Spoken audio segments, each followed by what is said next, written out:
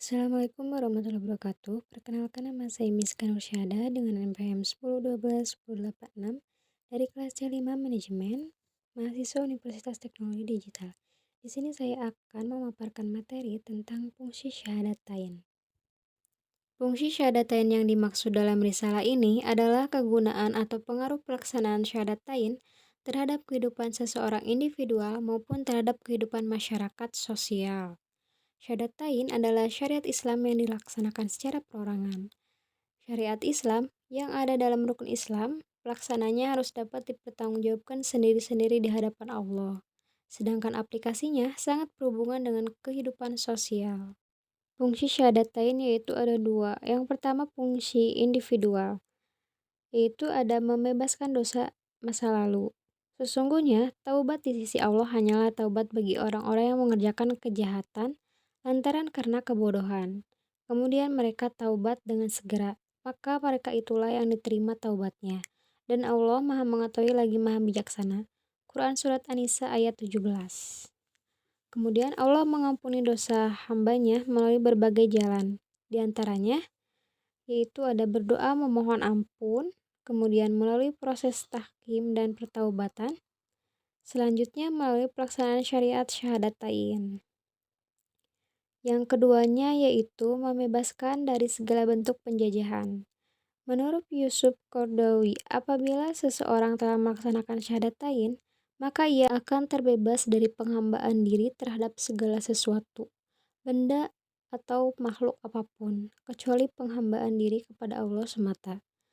Kebebasan tersebut menghasilkan kemerdekaan jiwa manusia, pembentukan pribadi harmonis, serta sumber ketentraman dan sumber kekuatan jiwa. Yang kedua yaitu fungsi sosial. Fungsi sosial syariat syahadatain dalam masyarakat muslim yaitu sebagai transaksi sosial antara individu dengan institusi masyarakat muslim.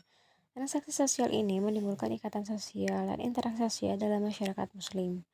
Dalam sistem masyarakat atau planeta sosial, terbentuknya suatu masyarakat apabila ada unsur-unsur ikatan sosial, transaksi sosial, dan interaksi sosial. Ketiga unsur tersebut dalam masyarakat muslim adalah yang pertama yaitu ikatan sosial, bagian dari sistem nilai yang telah disepakati kebenarannya oleh sistem sosial, misalnya komunisme, kapitalisme, dan sebagainya. Suatu masyarakat komunis akan terbentuk karena adanya ikatan sosial yang didasari oleh komunisme. Masyarakat kapitalis akan terbentuk karena adanya ikatan sosial yang didasari oleh kapitalisme. Masyarakat Pancasila akan terbentuk karena adanya ikatan sosial yang didasari oleh Pancasilaisme. Begitu pula masyarakat Muslim akan terbentuk apabila adanya umat yang terikat dengan ikatan sosial al-Islam. Yang kedua yaitu interaksi sosial. Antar sesama muslim di dalam masyarakat Islam akan terjadi hubungan sosial, budaya maupun didasari oleh sistem nilai wahyu ilahi Islam sebagaimana firman Allah Subhanahu wa taala dalam Quran surat At-Taubah ayat 71 yang artinya orang-orang yang beriman laki-laki dan maupun orang-orang yang beriman perempuan, mereka saling membantu. Mereka beramar ma'ruf nahi mungkar atau menyuruh kebaikan serta mencegah kejelekan, menegakkan sholat, menaikkan zakat, taat kepada Allah dan Rasulnya. Mereka itulah yang mendapat rahmat. Yang terakhir yaitu ada interaksi sosial antara non-muslim dengan muslim. Interaksi antara masyarakat muslim dan masyarakat kafir berbeda dengan interaksi sosial antara sesama muslim. Ada beberapa etika Islam, hubungan kaum muslim, masyarakat muslim dengan kaum kafir atau musyrik.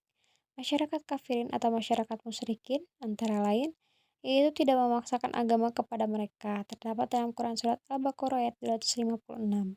Tidak menghina sesembahan mereka ada dalam Quran Surat Al-An'am ayat 108. Berlaku adil dan berbuat baik kepada non-muslim ada dalam Quran Surat Al-Mumtahanah ayat 8. Kemudian tidak menjadikan setia, selanjutnya tidak menjadikan teman kepercayaan ada dalam Quran Surat Al-Imran ayat 118. Tidak mengikuti kepemimpinan mereka ada dalam Quran Surat Al-Imran ayat 28.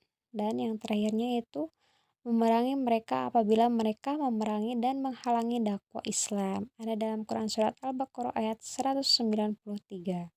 Cukup sekian materi yang dapat saya sampaikan. Mohon maaf apabila banyak kesalahan. Wabillahi taufiq wal hidayah. Wassalamualaikum warahmatullahi wabarakatuh.